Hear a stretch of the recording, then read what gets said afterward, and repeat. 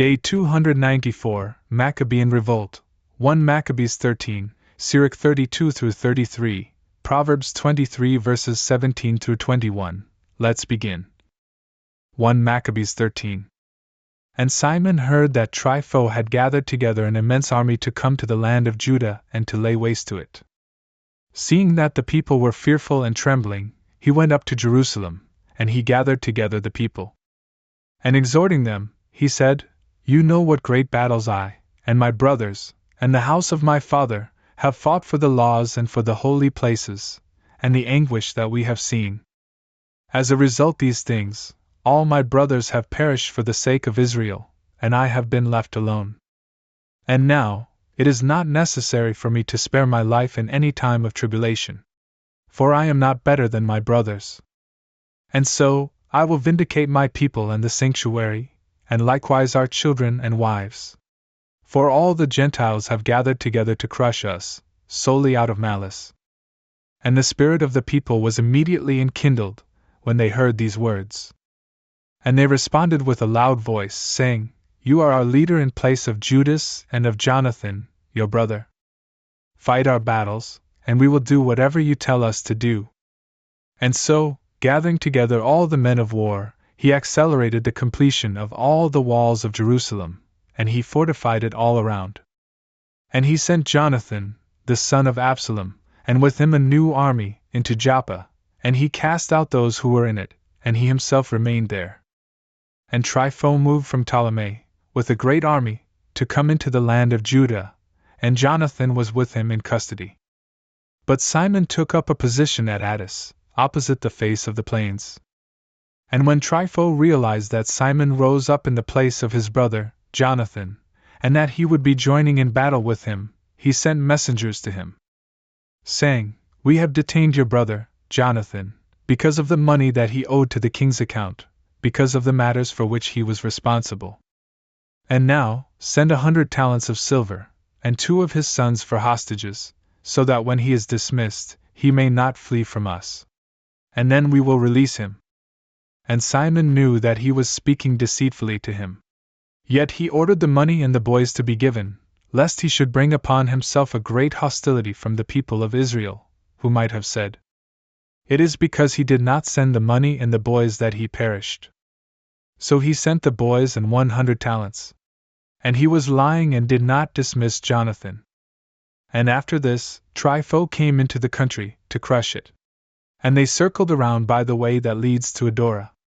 And Simon and his camp marched into every place, wherever they went. But those who were in the stronghold sent messengers to Trypho, so that he would hurry to come through the desert, and to send them provisions. And Trypho prepared all his horsemen to arrive on that night. But there was a very great snowfall, and he did not come into Gilead.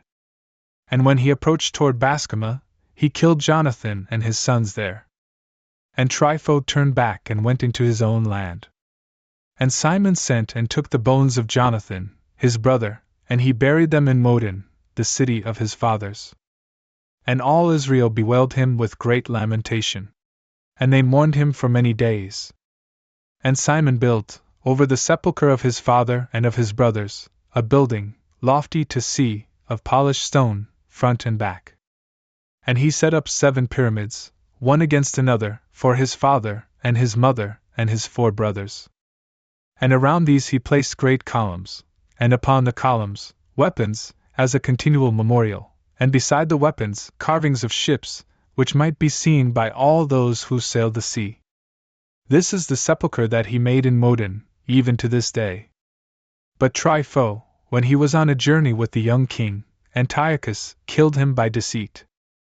And he reigned in his place, and he put on the diadem of Asia, and he caused great scourges upon the land.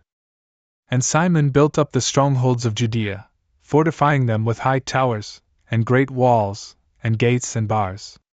And he placed provisions in the fortresses.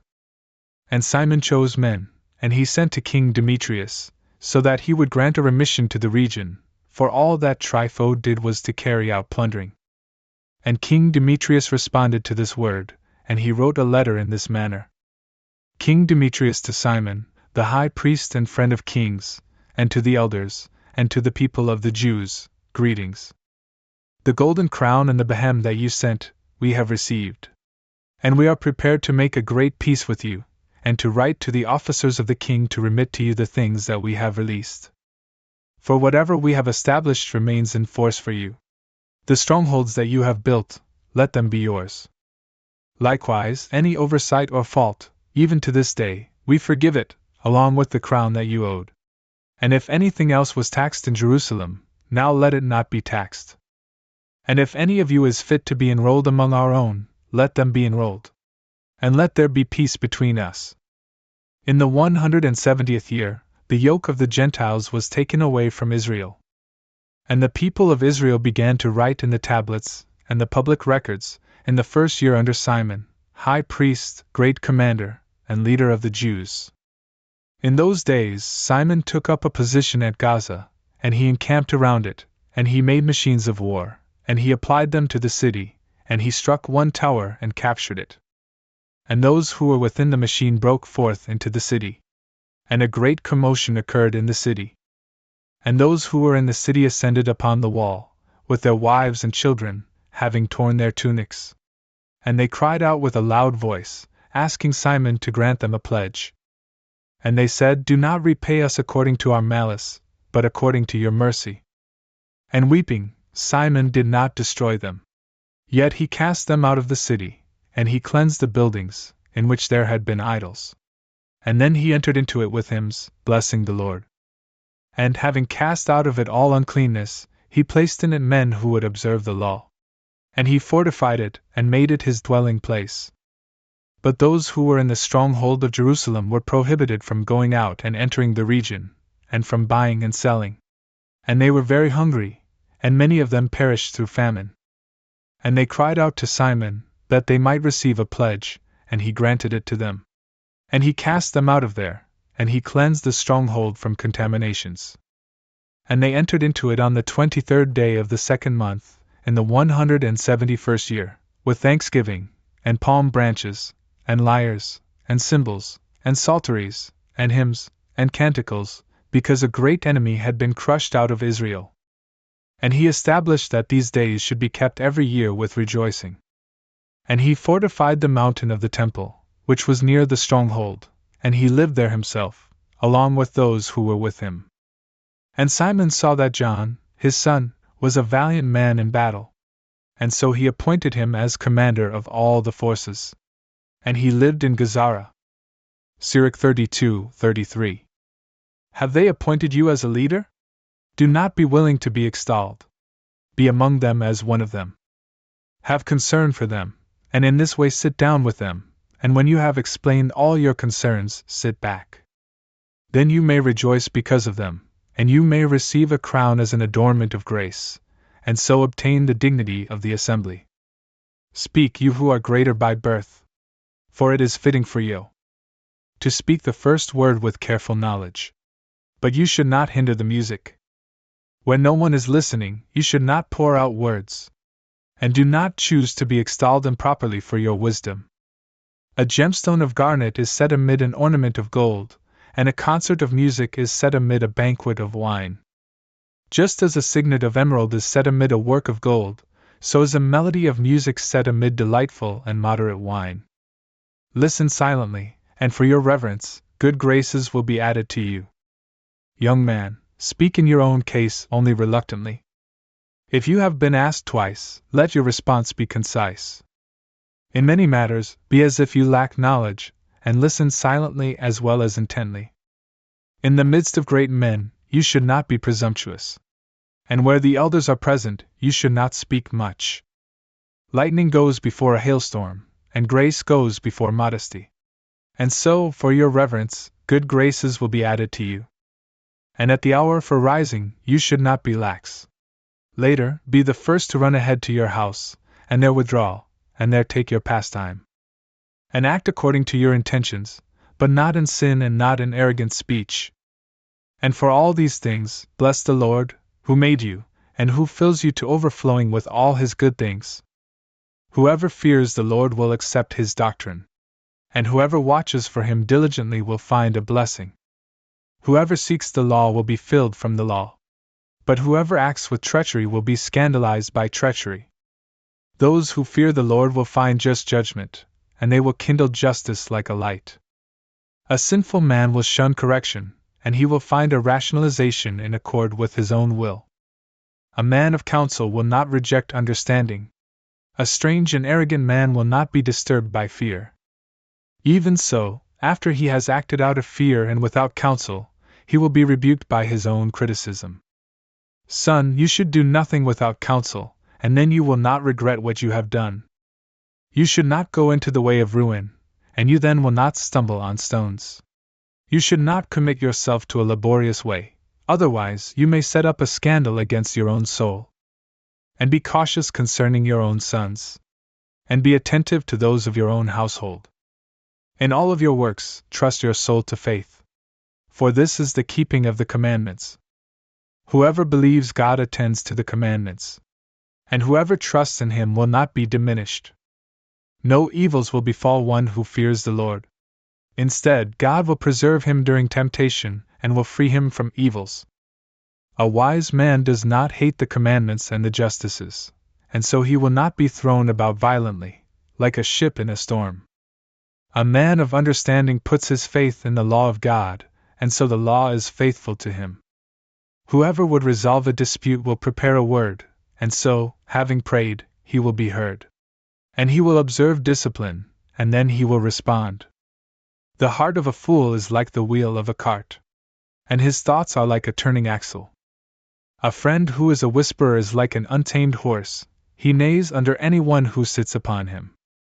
Why does day follow after day, and light follow after light, and year follow after year, in accord with the sun?